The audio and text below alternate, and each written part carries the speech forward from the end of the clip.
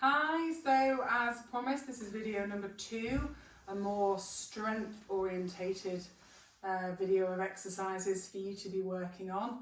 As I said, you don't necessarily have to do this every single day. Aim for perhaps 4 or 5 times a week.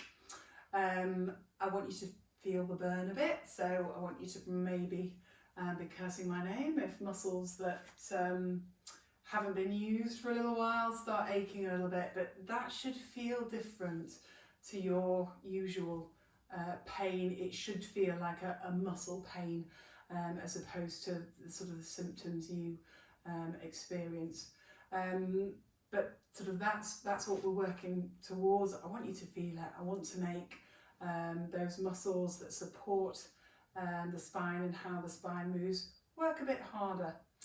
So we're particularly focusing on your abs, on your spinal extensors, and particularly on your bum muscles, which are really important. Okay, so let's get cracking. Just a little. I have got weights, and I don't want you to think, oh my god, I've not got any weights at home. If you have, great. If you're not, don't rush out and buy any. Tins from the cupboard. Absolutely fine. Obviously during the pandemic gyms have been closed and lots of people have been buying equipment online and there's not necessarily loads readily available, but there's nothing, okay, I've got a kettlebell, but you can use a rucksack and just put whatever tins or hammers, spanners, some from the garage, anything with a bit of weight, put it on the bathroom scale so you've got a rough idea what you're lifting, so you know when that starts to feel easy you can progress and sort of how much you can add to progress.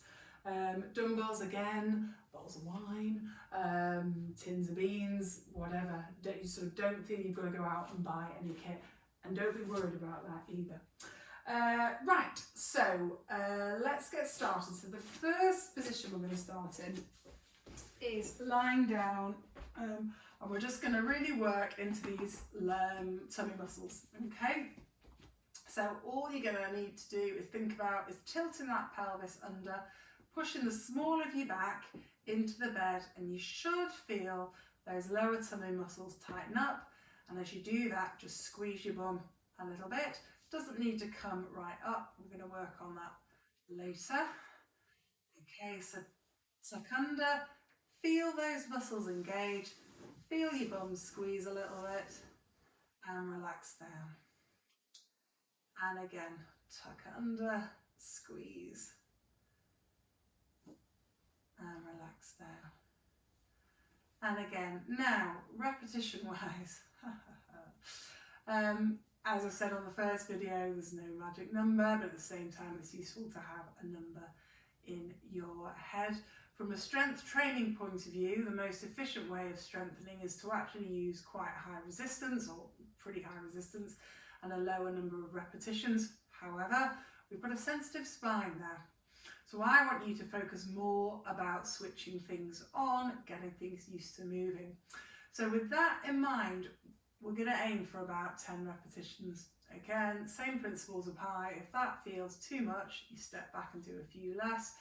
If that feels a doddle, then rather than look to do loads more, just look to increase your intensity or resistance a bit more. So you'll do 10 of those. You're then going to bring your knees up so that your hips are at 90 degrees and your knees are at 90 degrees. That sensation of tightening that lower tummy, I want you to really engage that. Bum muscles are switched on.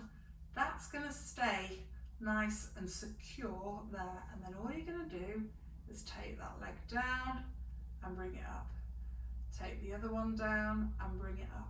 Now, as you are lowering your legs, what you've got to be conscious of is what is going on here, okay?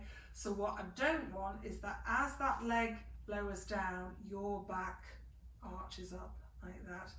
You've got to, from this first one we were doing, that tuck under, that sensation of those being switched on has to remain. Okay, so that's tucked under, pushing the back into the small of the back into the floor or into the bed, and you're going to lower one down and bring it back up, and the next one. And this is all about your control and what goes on here. Okay, and lower down. Now that might feel just way too much to begin with. It may only feel you can do a couple, maintaining control. And that's the really important thing to engage with what is going on here. If it does feel too much, you just keep working on that one, and then every so often try this one until you can do it, and you will be able to get to the point that you can do it. So those are those ones to be working on.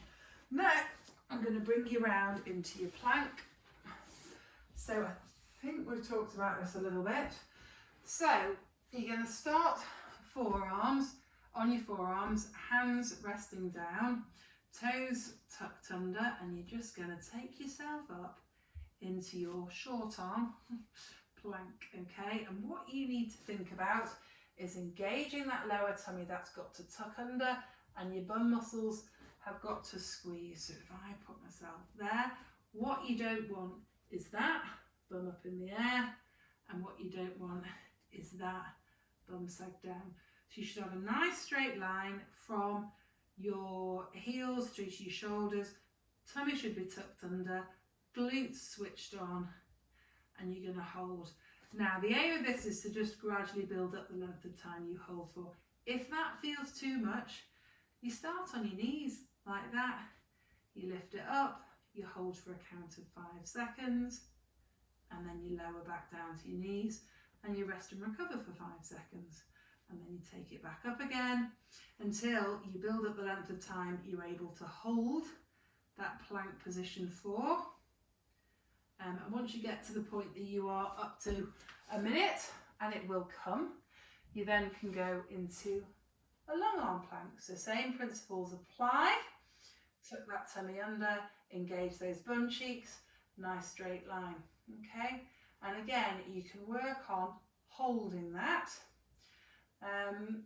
But then once that starts to feel quite comfortable and you can hold that for a while, you can start to add in some variations. So things like shoulder taps. So we're just transferring that weight across from side to side, okay, and maintaining this engagement here, okay.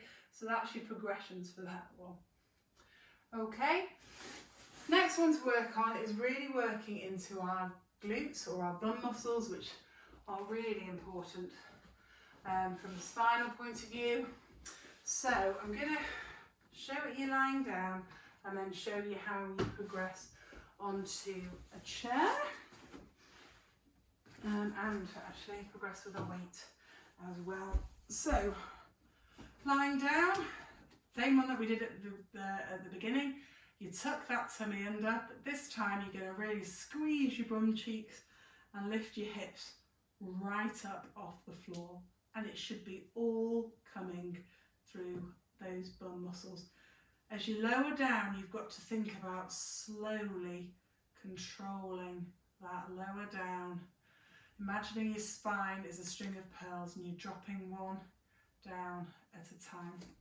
So tuck under, bottom of the back pushes, small of the back pushes into the bed or into the floor, squeeze your bum muscles.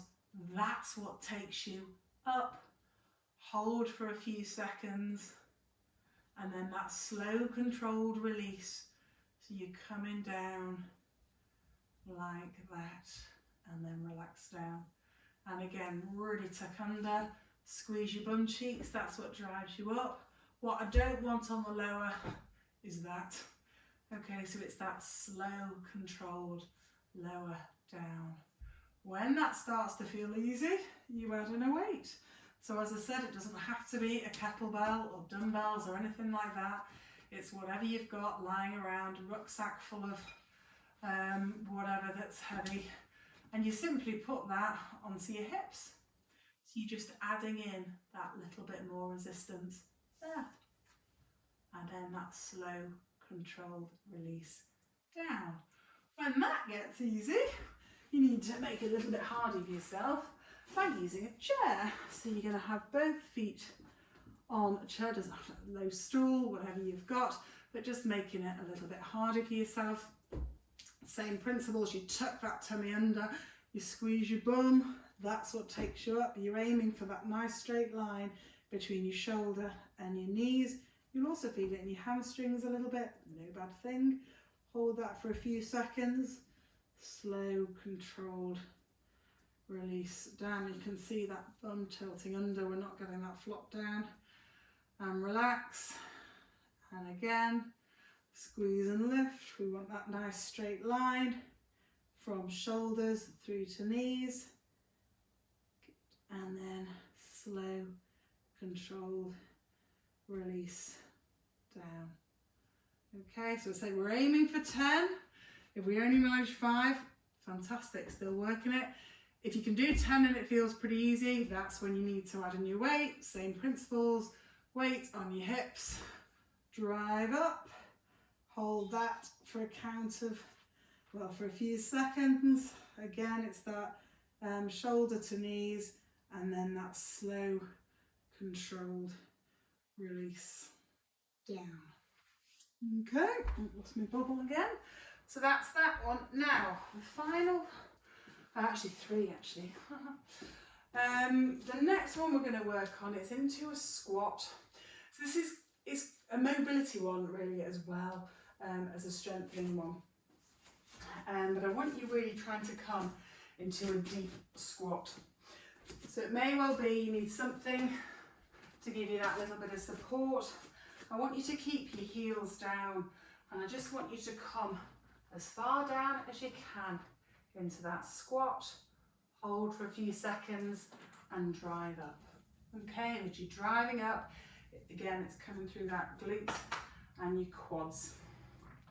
So you come right down, keeping those heels flat. So it's a lovely stretch for your lumbar spine as well as into your hips, and drive up through your heels, engaging those bum muscles. So that's that one to do. Your next one to do, now, I'm putting this one in just for something for you to think about a little bit. So I know you said for you, one of the positions you really struggle in is that small tilt forward. And so what I want to try and do is just almost expose you to that. Is it just that this is a position of real sensitivity? And do we just have to keep repeatedly exposing you to it for small periods of time to get those sensitivity levels down? So it's one of those, it's going to go one of 2 ways. If it does make you really, really sore, just knock it on the head, okay? So you're going to come forward. What I want you to think about is that bum engagement and those lower tummy muscles working, or those tummy muscles working, full stop. Squeeze the bum. I'm using weights, as I say, you don't have to use dumbbells, and all you're going to do is you're going to go into that slight position like that slight forward lean position that you don't like, and then all I want you to do is an upright row like that, so squeezing those shoulder blades together. So it's fairly quick. I'm not going to keep you in this position for long because I know you don't like it. So you're going to aim to do your 10 repetitions and then come back up and see, okay? But I think we need to, in order to settle down that sensitization, we need to expose you to that position a little bit. Have a go. If there's one that you're going to drop, I think it'll probably be that one, but have a go with it. And then finally, we're going to go into a deadlift. So again, actually this might be the one that you don't like, but let's try it because it's a brilliant exercise for stretching, for strengthening those hamstrings and those glutes. Knees nice and soft, and then all you're going to do is drop right the way down. So as I say, you don't have to go out and buy a kettlebell. And then as you come up, what you're thinking about engaging as you come up is those glutes. So it's really squeezing through there, driving up through your heels and bringing yourself up like that. So it's that nice, slow, controlled release down, drive up through those heels, squeeze those glutes. And again, we're going to aim for 10 repetitions. You might not like me for saying that. If all you can manage is 5, great. Once you can do 10 and it feels fine, you need to get a bigger weight. If you've been using a rucksack with weights in it, albeit whatever's lurking in the cupboard, then you need to add more to it. Expect to feel this in your glutes, expect to feel it in your hammies, expect to feel it in your abdominals. absolutely fine. And you should be able to differentiate between that normal muscle ache and your sort of more usual symptoms. What I would say, particularly with your strength training, is don't necessarily go into it cold. So I would encourage you to do a bit of a warm-up. Now that can be walking the dog or going out for a walk in the morning, absolutely fine, but just get the heart rate up a little bit, get the blood pumping before you launch into sort of resistance stuff like that. As I said on the last one, any questions, just drop me an email.